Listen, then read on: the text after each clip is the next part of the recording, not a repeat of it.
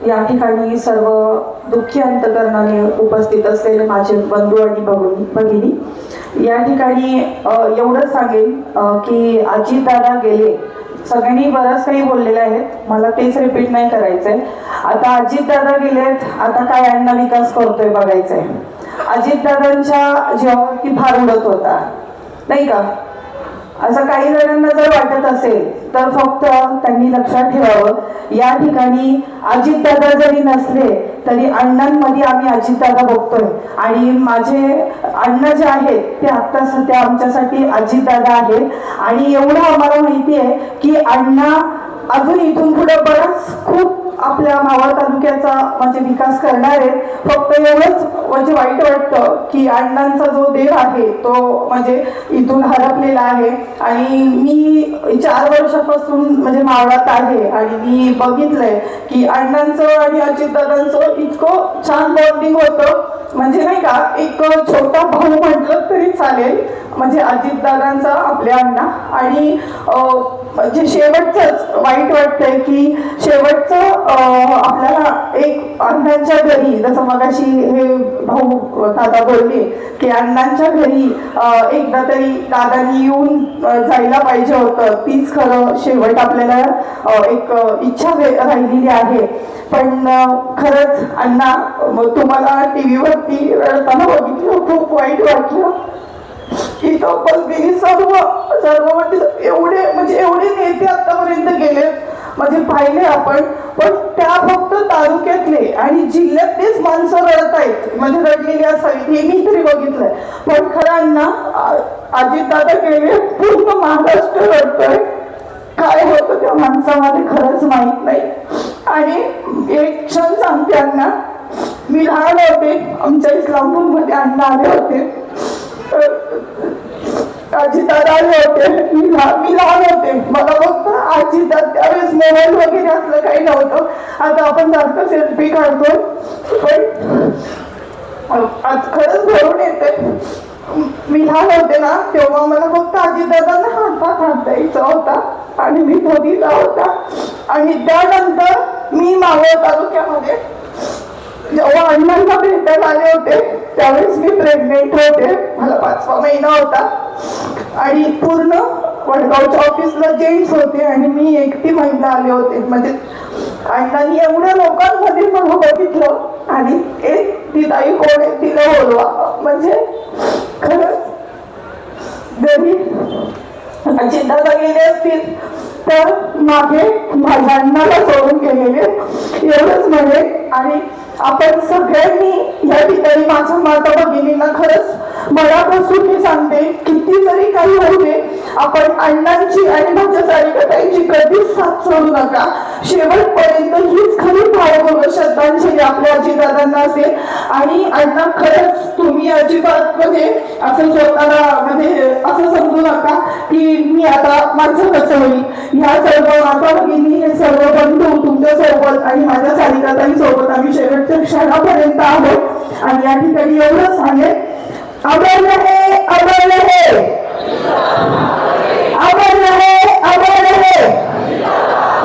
रामकृष्ण हरी. सर्वांच्या गणेश अप्पा ढोरे या ठिकाणी आपल्या भावना व्यक्त करतील.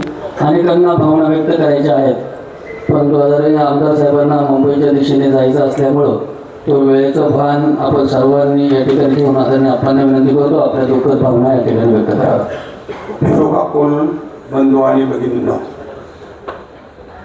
महाराष्ट्राचे उपमुख्यमंत्री आदरणीय अजितदादा पवार, ते देशाचे लोकनेते आदरणीय अजितदादा पवार आपल्यातनं निघून गेलेले आहेत. त्या दिवशी घटना झाली, माझ्या मुलांनी सांगितलं दादा गेले, मी तिथंच कोसळलो. औंधरा गावात निघून गेले होते, मी बारामतीला गेलो, दादाची बॉडी पाहिली. दादाचे माझे बबनराव असतील, बबनराव सुद्धा अध्यक्ष होते, विठ्ठलराव अध्यक्ष होते. एवढे जवळून संबंध दादाचे. दादाला मेसेज टाकला की दादा फोन करायचे, काय गणेश अप्पा काय काम आहे. इतके जवळून असणारे दादा आज आपल्यातून सोडून गेलेले आहेत. या महाराष्ट्राचा एक हिरा गेलेला आहे. या महाराष्ट्रामध्ये दादा म्हणायचे 25 वर्षे मावळमध्ये आमदार नाही, मी आमदार द्या, मी पाहिजे तेवढा फंड देऊ.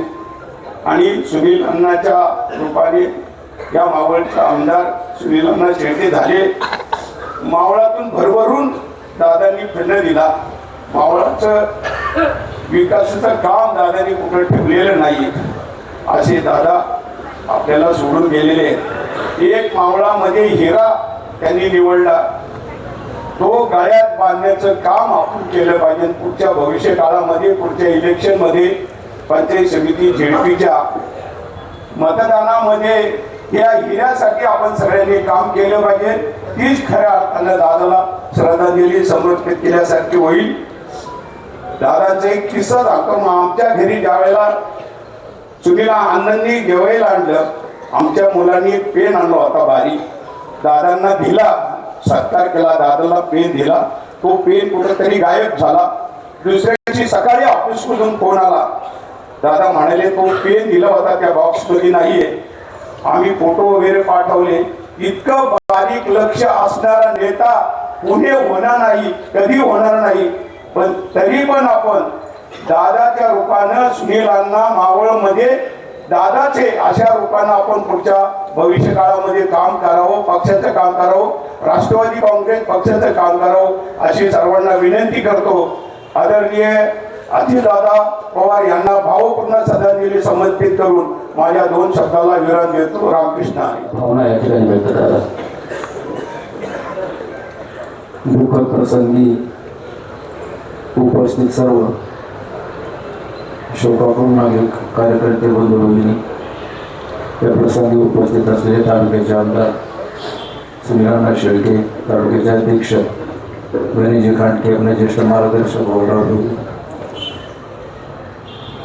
कधीच मनामध्ये वाटलं नव्हतं की आपल्या या नेत्याला आपल्याला श्रद्धांजली समर्पित करावी लागेल. देशाची धुरा सांभाळत असताना, राज्याचे उपमुख्यमंत्रीपद सांभाळत असताना, पुणे जिल्ह्याचा पालकमंत्रीपद सांभाळत असताना मावळ तालुक्याला झोपतं माप देण्याचं काम दादांनी केलं. ते नेहमी म्हणायचे, मला तुम्ही आपल्या विचाराचा आमदार द्या, मग मी काय करतो बघा. त्यांनी त्यांचा शब्द पुरा केला आणि या तालुक्याला कधी न येतो. आत्तापर्यंत अनेक आमदार रोखले, पण कुठल्याही आमदाराला एवढा प्रतिसाद यापूर्वी मिळाला नव्हता तेवढा दादांनी दिला. परिस्थिती अतिशय बिकट आहे, प्रसंग अतिशय बाका आहे. शब्दांना बांध लागावा, विचारांना ग्लानी यावी अशी परिस्थिती सगळ्या कार्यकर्त्यांची आहे. एक आधार गेल्यासारखं सगळ्यांना वाटते आणि भयानक आत्मविश्वास आपल्याला आपल्या नेत्याबद्दल होता. कुठलंही काम घेऊन गेलं तर ते होणार असतं, ते होणार नसलं तर नाही होणार. आणि हे करत असताना संघटनेच्या तळागाळाच्या कार्यकर्त्याला ताकद देण्याचं काम दादांनी केलं. माझ्यासारख्या कार्यकर्त्याला जिल्ह्याची जबाबदारी देऊन दादा आपल्यातून गेले होते. मंगळवारी आमचं शेवटचं संभाषण झालं. म्हणजे विठ्ठलराव काय करताय? म्हणलं दादा मावळतच आहे. मग सभा लावून घ्या, बारामती, भोर, राजगड, वेल्हा, मुळशी, मावळ, आणि मला लवकर सांगा. मला दादा सगळ्यात संबंधित आमदारांना विचारपर्यंत मला फोन करतो. आपल्या आमदारांना विचारलं म्हणजे आपल्याकडे सभा नको, त्याच्यामध्ये वेळ जातो. मुळशीच्या आमदारांनी टाईम दिला, तसा तो टाईम दादांना कळवला. म्हणजे विठ्ठलराव वेळेत पोचवा, उशीर करू नका, मी वेळेत पोचतो. मी वेळेत पोचण्याची तयारी करत असताना दादांनी आपल्या सगळ्यांची वेळ चुकवली. 9:15च्या दरम्यान ही वाईट घटना, ही वाईट बातमी समजली आणि सगळं होत्याचं नव्हतं झालं. कल्याणी ताईंनी मगाशी आपल्यासमोर विषय मांडला. अनेक विरोधी पक्षातले नेते कार्यकर्ते सहजपणे बोलतात की राष्ट्रवादी आता संपली. ज्या वेळेला मावळ तालुक्यामध्ये आपल्या आता सत्ता नव्हती, आपल्याला नेतृत्व नव्हतं, त्यावेळेला कार्यकर्त्यांनी संघटना सोडली नाही. कार्यकर्ते वाईट परिस्थितीमध्ये राष्ट्रवादी संघटनेमध्ये काम करत राहिले. आता तर आपल्याला आमदार आहे, आपल्याकडे सत्ता आहे.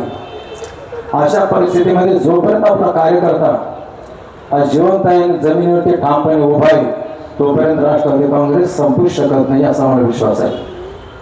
आणि येणाऱ्या 7 तारखेला आपण सगळ्यांनी दाखवून द्या मतदानाच्या रूपाने दाखवून द्या की आम्ही अजून जिवंत आहोत, आमचा आमदार आमच्या पाठीमागे आहे आणि आपल्या आमदाराला भक्कम ताकद देण्यासाठी सर्व कार्यकर्त्यांनी भविष्य काळामध्ये एकजुटीने काम करून एकत्र राहून पुन्हा एकदा आपली परिस्थिती पूर्ण करण्याची आपण सर्वांनी ताकद द्यावी, मदत करावी. मी आपल्या या लाडक्या नेत्याला सर्वांच्या वतीने भावपूर्ण श्रद्धांजली समर्पित करतो आणि थांबतो. आम्ही आमच्या घरी लाडक्या बहिणींचा मोठा भाऊ जरी गेला असेल तरी आमचा लहान भाऊ अण्णा आहे. आम्ही तुमच्या पाठीशी सदैव उभे आहेत आणि आमच्या लाडक्या बहिणींना जर पुढे आणलं असेल आणि जर समाजात मान सन्मान दिला असेल तर आमच्या दोन्ही भावांनी दिला. आम्ही सदैव तुमच्या पाठीशी आहोत.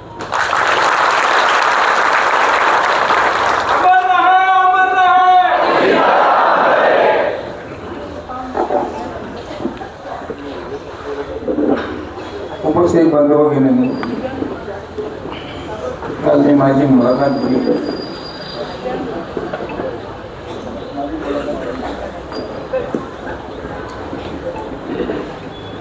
महाराष्ट्राचं दुर्दैव आहे. तालुक्यातच आहे, तालुक्याचं फार मोठं नुकसान आहे. महाराष्ट्रात अधिक पाव झाला माणूस होणार नाही. मी साहेबांशी अजितबद्दल अनेक वेळा भांडलो. लोकसभेचं बारामती मतदारसंघातनं तिकीट द्या हे सांगायला सगळे सिस्टम सर्वात शेवटी मी गेलो दिल्लीला. सकाळी 7:30 वाजता गेलो, कारण पवार साहेबांचा दिवस 7 वाजता सुरू व्हायचं, अजितचा पण 7 वाजता सुरू व्हायचं. सगळं आवरून 7 वाजता जनता दरबार ऑफिसमध्ये भरायचा तर 7 वाजता अजित पवार हजर. सगळे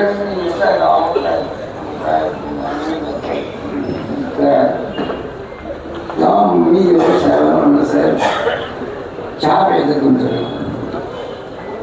साहेब म्हणजे चहा प्यायला माझ्याकडे आता हो म्हणजे तुमचं मुख्यमंत्री दालनात चांगला चहा मिळतो. मला जे त्याच नावाच्या बारी मोहनी त्याच गावची मला सांगणार तुमचं काहीतरी काम आहे. काम आहे पण खरं बोलणार असला तर सांगणार, नाही तर नाही सांगणार. खरं बोलायचं सकाळी सकाळी रामाच्या घरात. मी काय सांगितलं साहेबांना, साहेब सगळे शिष्टमंडळ कोण कोण तुमच्याकडे येऊन गेलं मला सगळं माहिती आहे. माझं तुम्हाला एकच सांगणं आहे की पालकमंत्री असताना पुण्याचा तुम्ही जे सांगितलं बारामतीत जाऊन काय काय करायचं, कोणाचं काम करायचं, कसं करायचं, आधी कसं कोणा करून द्यायचं, ज्ञानेला बरोबर घेऊन जेवढी कामं केली ते आधीची घराडी मी पाहिलेली, जवळून पाहिलेले, काम करण्याची पद्धत पाहिलेली, आधीला काळा केली. म्हणजे तुम्हाला काय समजतं का, आम्हाला तो वाघ आहे मला माहिती, मी मान्य करतो. पण दोन मला अजितदादा सुद्धा आश्चर्य करायला